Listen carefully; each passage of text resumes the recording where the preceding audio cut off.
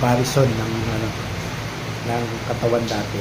So medyo malaki ng improvement ng itong lumang sa bagong isip natin ngayon. Isip check. Kumpara sa lumang body. Malaki-laki na yung pinayat natin.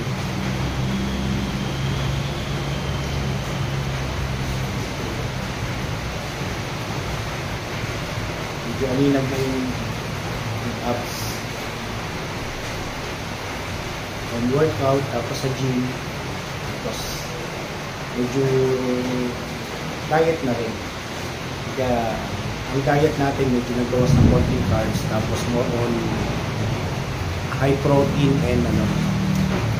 and low carbs, tapos vegetables, fruits, yun ang pagkain natin. So pag may time sa Martinez Sports Center, yan doon ako konting jogging, walking.